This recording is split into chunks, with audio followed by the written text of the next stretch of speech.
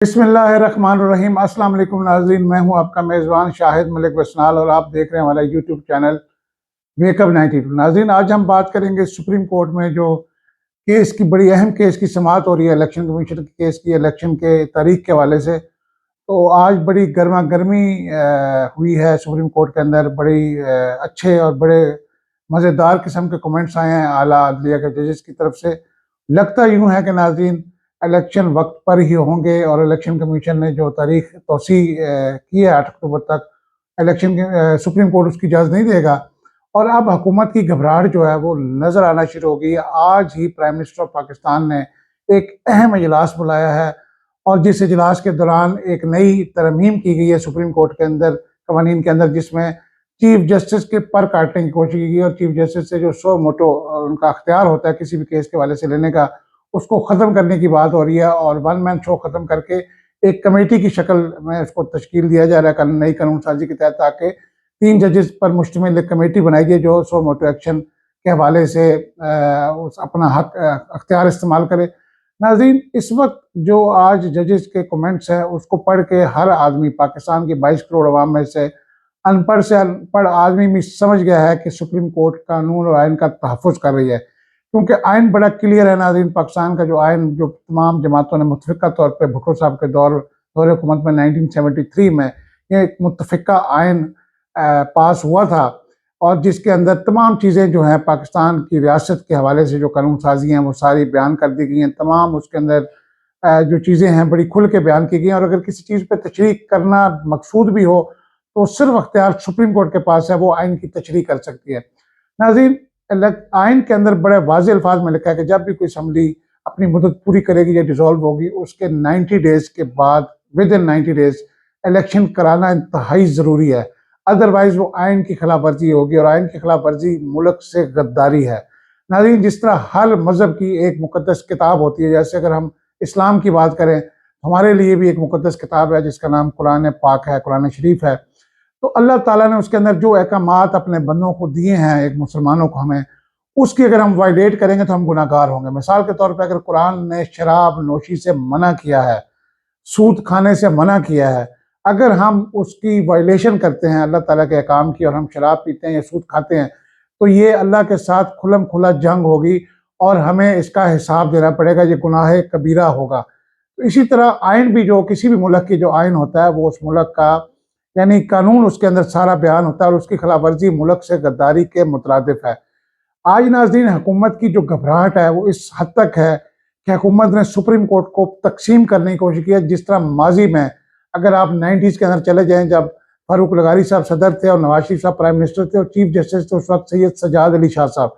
تو جس طریقے سے جب دیکھا کہ سجاد علی شاہ صاحب نے نواز شریف صاحب کے گرد گھیرا تنگ کیا، تو نواز شریف صاحب نے اسی طریقے سے عدلیہ کے ججز کی خرید و فروخت کر کے، اور یہ جو آج کل مسلم یونین کے بڑے ایکٹیو قسم کے رہنما ہیں، عطا اللہ تارڑ صاحب، ان کے نانا مرحوم جسٹس رفیق تارڑ صاحب، جو بعد میں صدر پاکستان بھی جن کو بنایا گیا، ان کو انعام دیا گیا کیونکہ انہوں نے نواز شریف صاحب کے لیے بڑا اہم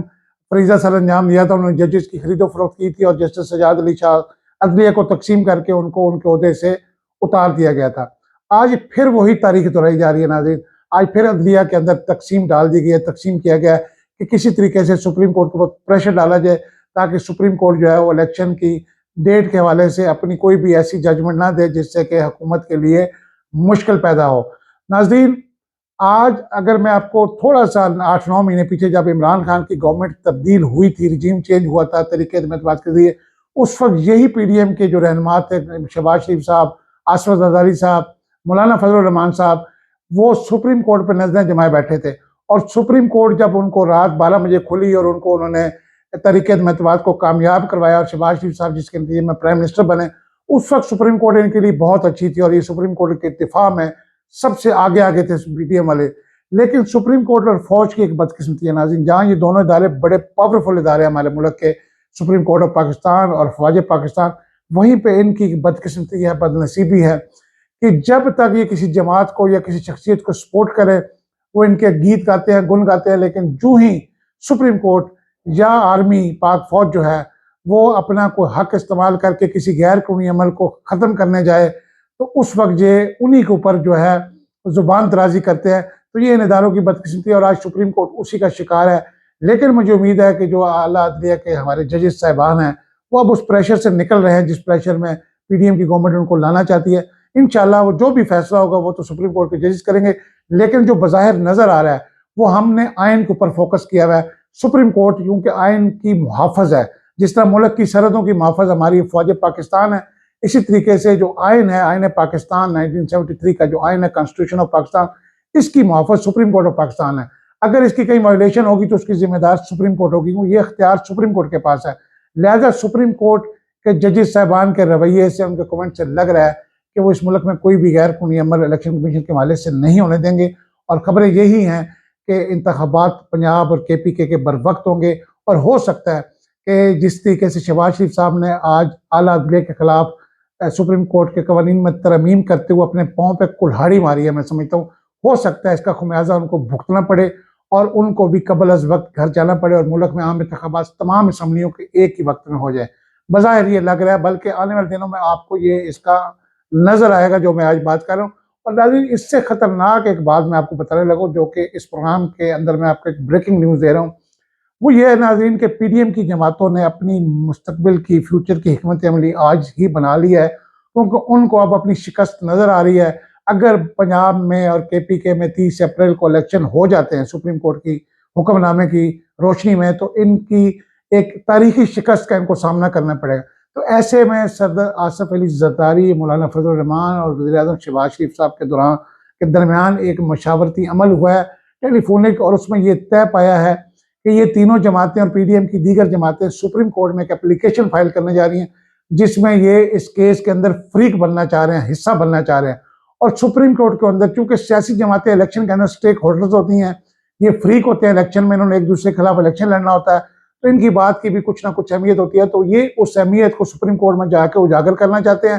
کہ جی آپ الیکشن کو 8 اکتوبر کو، کیونکہ ہمارے پاس فنڈز نہیں ہے، پیسہ نہیں، حالانکہ سپریم کورٹ نے آج کہہ دیا ہے کہ پیسہ آپ ہم سے لے لیں۔ تو لگ یوں رہا ہے ناظرین کہ پی ڈی ایم کی جماعتیں اس کیس کے اندر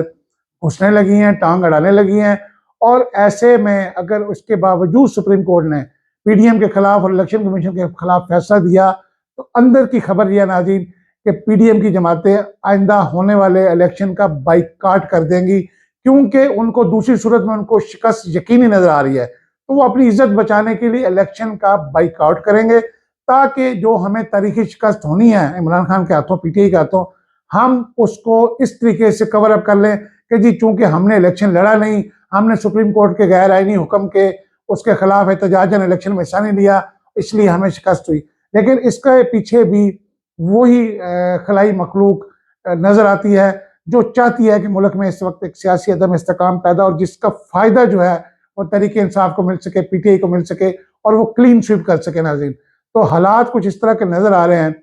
کہ الیکشن بر وقت ہوں گے اور سپریم کورٹ الیکشن کے اس کو یقینی بنائے گی، کیونکہ ایک آج بڑی اہم بات سامنے آئی ناظرین کہ جب محترمہ بینظیر بھٹو کو 2007 میں شہید کیا گیا تھا، اس وقت بھی الیکشن ہونے والے تھے، اور محترمہ الیکشن کمپین انہوں نے ایک طرح سے سٹارٹ کی ہوئی تھی، تو ان کو پنڈی میں لیاقت باغ کے جلسے کے باہر بڑا بے دردی سے ان کو شہید کیا گیا۔ تو اس وقت بھی الیکشن، حالانکہ قومی لیڈر بہت بڑا سانحہ ہوا تھا،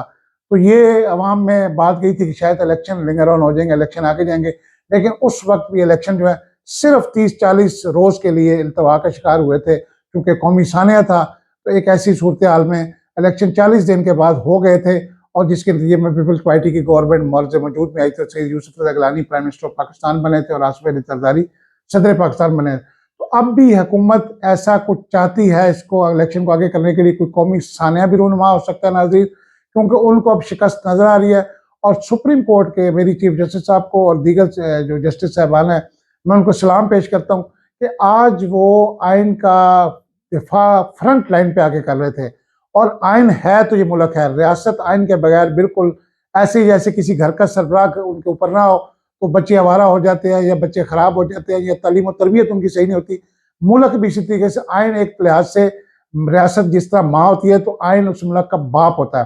تو اگر آئین نہ رہے گا تو پھر ماں بھی کچھ نہیں کر سکی، اور ملک میں افراتفری، سیاسی انتشار پیدا ہو جائے گا۔ تو ناظرین، یہ تھی آج کی اندر کی خبر، اور جو کہ میں نے آپ کو دی ہے کہ پی ڈی ایم الیکشن کے بائیکاٹ کا بھی سوچ رہی ہے، اور پی ڈی ایم اس اپلیکیشن جو اس میں چل رہی ہے، اس وقت زیر سماعت ہو رہی ہے الیکشن کے حوالے سے سپریم کورٹ میں، اس میں فریق بھی بننا جا رہی ہے، اور فریق بننے کے لیے ظاہری بات ہے سیاسی جماعتیں الیکشن کی سٹیک ہولڈرز ہوتی ہیں، شاید سپریم کورٹ ان کو الاؤ بھی کر دے اور وہ سپریم کورٹ میں اپنا رونا روہیں، پیپلز پارٹی، جمعیت علماء اسلام، مسلم لیگ نواز اور دیگر جماعتیں، لیکن لگتا ہے کہ ان کو یہاں بھی سپریم کورٹ بھی جا کر ان کو منہ کی کھانی پڑے گی، اور اس وقت عمران خان کا جو ستارہ ہے یا اس کی جو مقبولیت ہے وہ بلندیوں کو چھو رہی ہے، اور عمران خان کا بیانیہ جیت رہا ہے۔ سپریم کورٹ بھی اس وقت